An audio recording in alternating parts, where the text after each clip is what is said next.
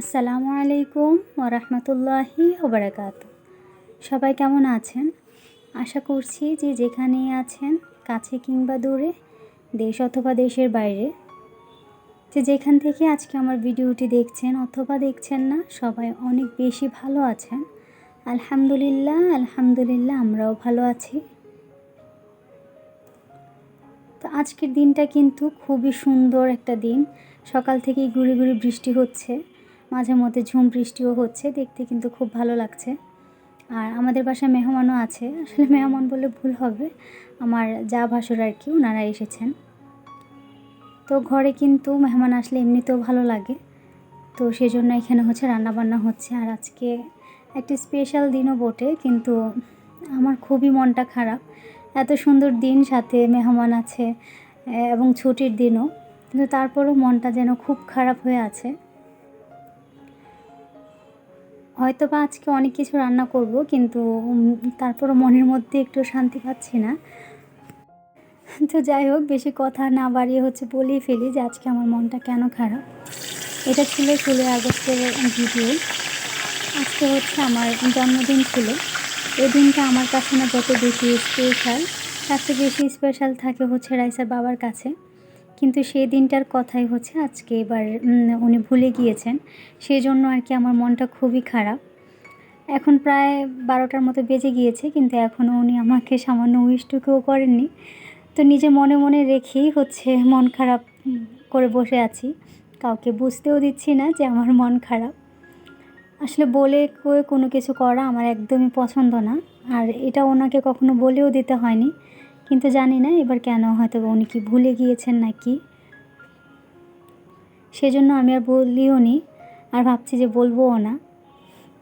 যখন একদম সময়টা চলে যাবে তখন বলবো। যদি এর আগে বলে দিই, তাহলে যদি কোনো কিছু করে ফেলে, তখন হয়তো আমার কাছে আর তখন ভালো লাগবে না।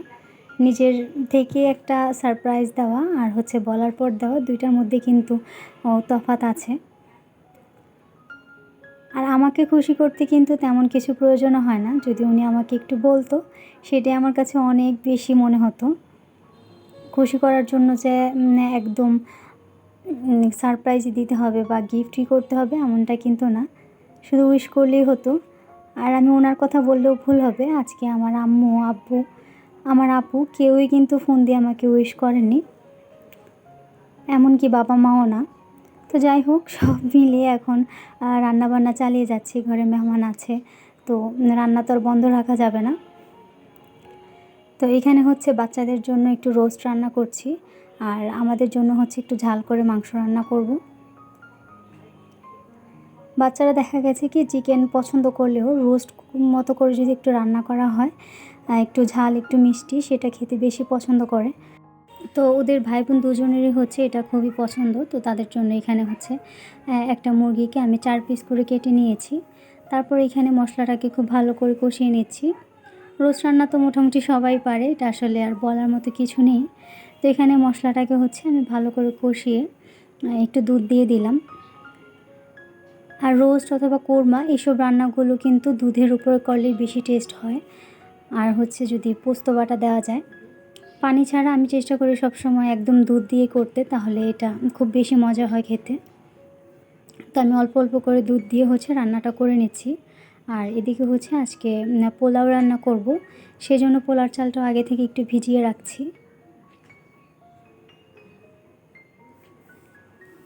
দুধ দেওয়ার পর মশলাটাকে আরও কিছুক্ষণ কষিয়ে নিয়েছি, যেহেতু পোস্ত বাটা দিয়েছিলাম, সেটার যদি কাঁচা গন্ধ থাকে তাহলে খেতে ভালো লাগবে না।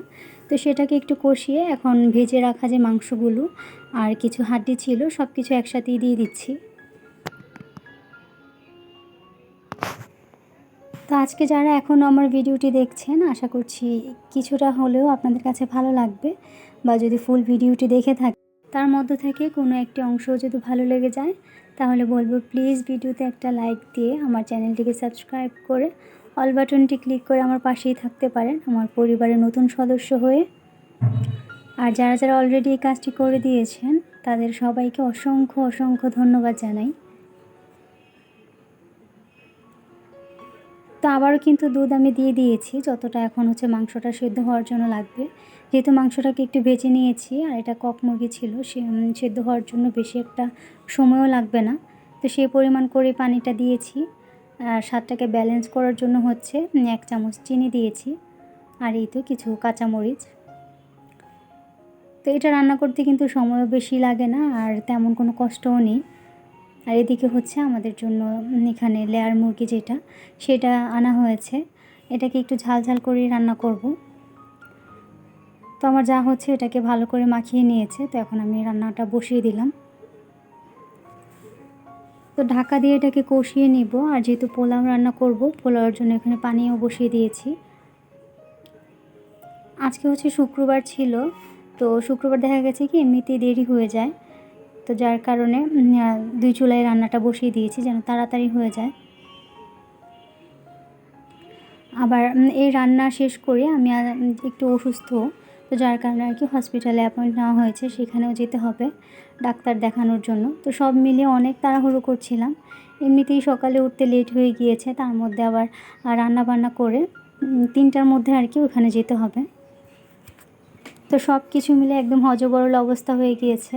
3 চুলায় একসাথে রান্না বসিয়েও দেখা গেছে যে আমার যেতে যেতে প্রায় 4টা বেজে গিয়েছিল। তো এখানে পোলাওটাও বসিয়ে দিয়েছি। হসপিটালে যদিও আগে থেকে সিরিয়াল নেওয়া ছিল, কিন্তু আমার জন্য তো আর বসে থাকবে না, পরে গিয়ে আমার আরও কিছুক্ষণ ওয়েট করতে হয়েছিল।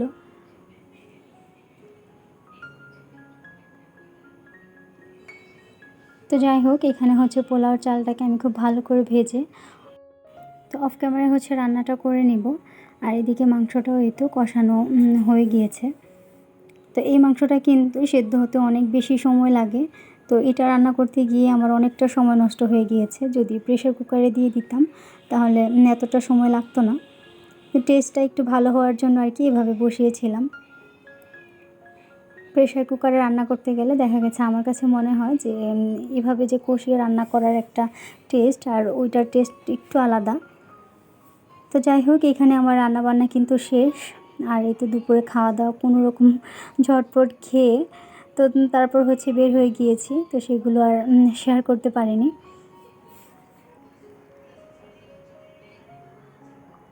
তো এখন হচ্ছে আমরা হসপিটালের উদ্দেশ্যে তো রওনা দিয়ে দিলাম।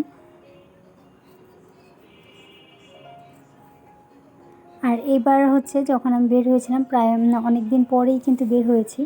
রাস্তাঘাট দেখতে অনেক বেশি সুন্দর লাগছিল, অনেক সুন্দর সুন্দর হচ্ছে আর্ট করা, সাথে ছাত্রছাত্রীদের যে ট্রাফিক সামলানোটা, তো সব কিছু মিলিয়ে দেখতে না অন্যরকম একটা লাগছিল। তো খুব বেশি ভালো লাগছিল আর কি।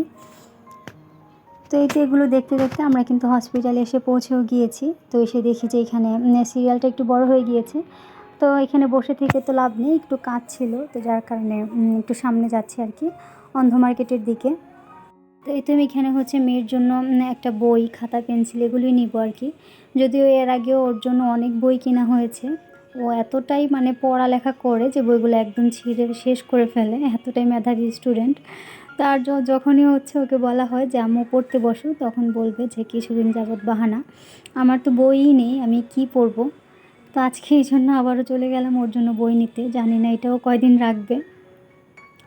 তারপর হচ্ছে এখানে আমার কিছু ড্রেস কেনার ছিল, গজ কাপড়ের কিছু জামা কিনবো, সেটাও দেখার জন্য চলে আসলাম। আর পছন্দ মতো হচ্ছে এখান থেকে 2-3টা কাপড় নিয়ে নিয়েছি, সেটা আর শেয়ার করা হয়নি।